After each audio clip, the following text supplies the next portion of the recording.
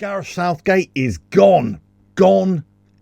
Let's get into it. Hello, welcome to Me Edson. I hope you're all well. If you like what I do here, don't forget to like and share the video, subscribe to the channel, and hit the notifications bell for all future videos. So, Gareth Southgate has resigned. He is gone out of here.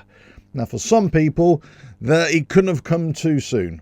For other people, they wanted him to stay on a lot longer. So what has been the problem with Gareth Southgate in charge of England? Obviously, they got through to the final, right? 2 successive finals in the Euros. That's nothing to be sniffed at. Another semi in the World Cup, a quarter-final in the World Cup as well. So he goes down as one of England's greatest ever managers in terms of record. But what are we talking about in terms of greatest, and what are we talking about in terms of success? Yes, he got through to a quarter-final, as many times before, many other managers have done before. But semi-finals and to finals, yes, he got that. But it wasn't exactly convincing in many cases.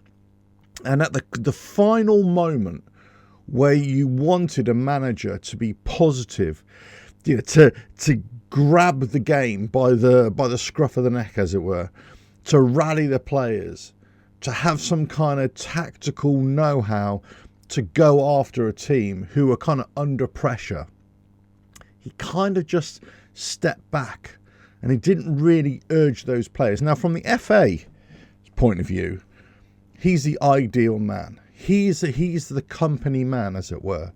He's been in charge for 8 years. He's been in the FA, 12 years, through his previous roles as well, with the 21s and the 19s and things as well. So, he's come through that process, the whole FA process. And for me, he was too much of an FA spokesman on issues not relating to the England team. And we've seen it time and time again. But for the FA, they love that. They love Gareth Southgate being an Englishman who was able to talk and was able to field questions that were not strictly about football. And I've got a feeling a lot of this was distracting. A lot of this was distracting us, the football fans out there, if you're an England fan, to what his main role was. His main role was to get in charge of the team, put a team together, squad together that could challenge. Well, he certainly did that, but he kind of had a lot of luck all the way along. There was a lot of luck in his play. There was a lot of luck in the performances, especially at these Euros. Lots of luck. It wasn't by design.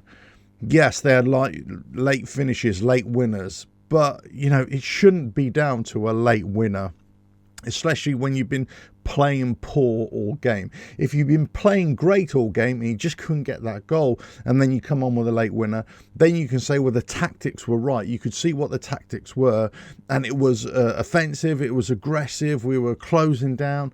Yeah, the goal was going to come, and eventually it came, but it was never like that. It was kind of last minute thing. The Bellingham overhead kick, a last minute, 30 seconds from going out. In the group stage wasn't great. We had minutes here that was good play. But most of the time, it was a team without a plan, without an identity, without a proper tactical setup. And time again, this is not just a Southgate thing. This is England managers from the past. You're trying to put players into positions which they don't play, or you're trying to have similar players of equal standing, let's say equal quality, have them in the same team when they all play the same position. For me, that is where Southgate has failed his role as an England manager. Because as an international manager, you've got to look at all the players that you've got, but you've always got to consider the team. Now, many people have been talking about Italy and the last Euro campaign, and also Spain here. They're saying that they weren't great teams. Well, Spain, I thought, were actually really good, but they weren't great, as in the all-time greats. Well, they don't need to be the all-time greats. What they need to do is play as a team, and they played as a team, whereas England didn't. Now, arguably, you could say that England have got the best players. Yes, I would say that overall as a squad, England should be doing a lot better because they've got the best players, but they're just not playing as a team. And then when you've got a manager in charge who's not willing to drop certain players or trying to put all the best players onto the pitch at the same time, even if they're not in their right positions, then it was doomed to fail. It was doomed to get to a point where England came up against a team they could actually play and play them really well and could beat them. Now, if you ask my opinion, my humble opinion, is that England should have got out of this tournament maybe at the group stage, or possibly just in the first knockout stage at round 16. That's when they should have gone out. That's the level at which they were playing. They weren't playing good enough to get past to Germany, to even get past to France. You know, if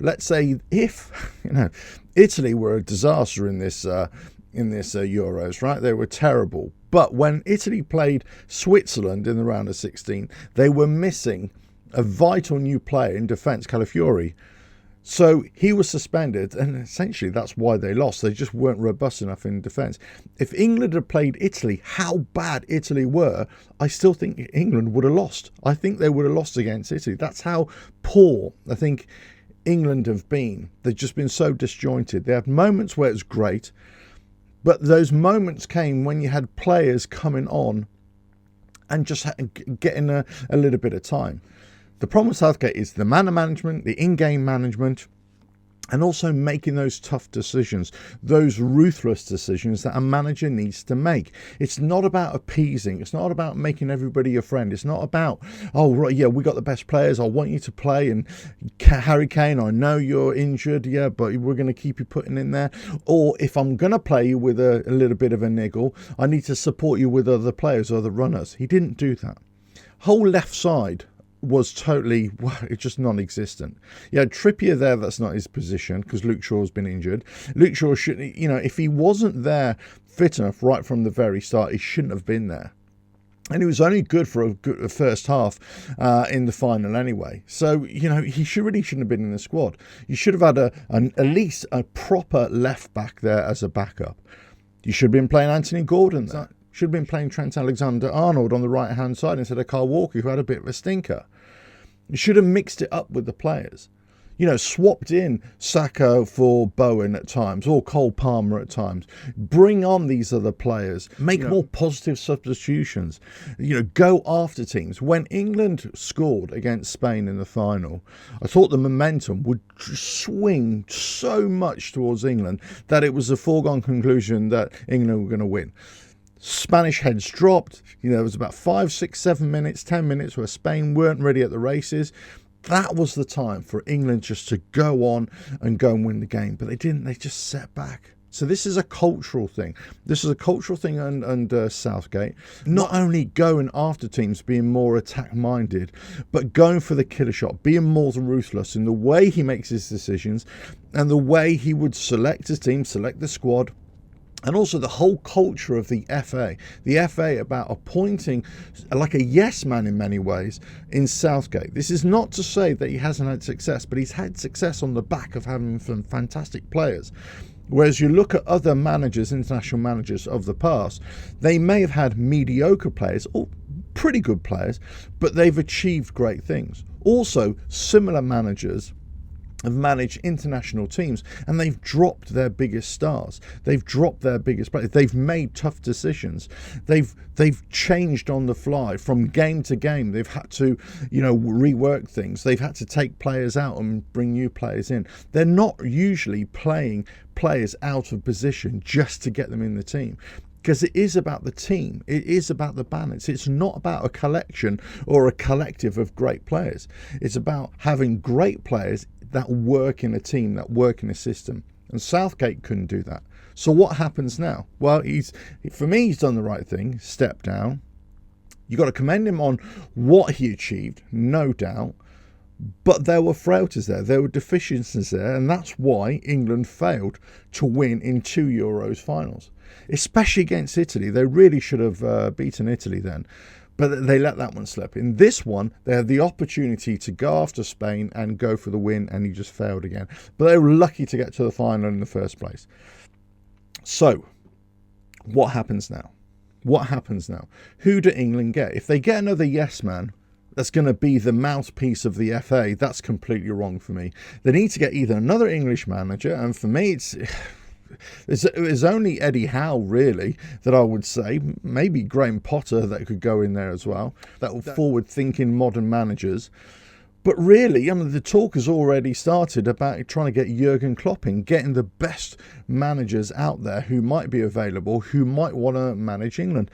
It'd be very interesting to see what their decision-making process would be now, who they're going to go for, and what the next manager can do to get this elite group of players, which they are, and on paper they should be the best team in Europe, but certainly possibly even the world, to get a song out of them, to actually play as a team and having free-flowing football, attacking wing play, players that run off Harry Kane if you're going to have him in the team, or have the stones to drop Harry Kane and just put Tony and put Watkins up front now.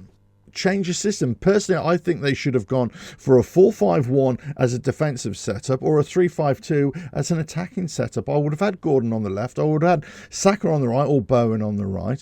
I would have had Rice in the middle with Bellingham next to him. And then I would have had Foden in front, but change out with Palmer if you need to. Then I would have had Kane up front, and I would have had Watkins alongside him. That's the way I would have set up. I would have had Trent on the right, Stones in the middle, and then whoever on the left, either Luke Shaw if he was fit, or Trippier if he was going to be there, or maybe even just keep Gay or Kwanzaa there as well on that left-hand side.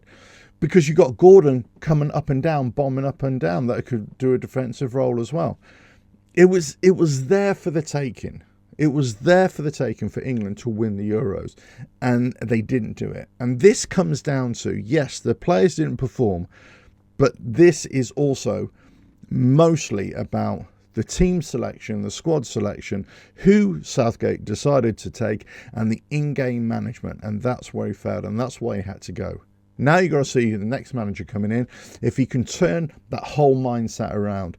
Can he make England a free-flowing team? Can he put the right players in the right positions? Can he sacrifice some players, keep them on the bench? That kind of thing.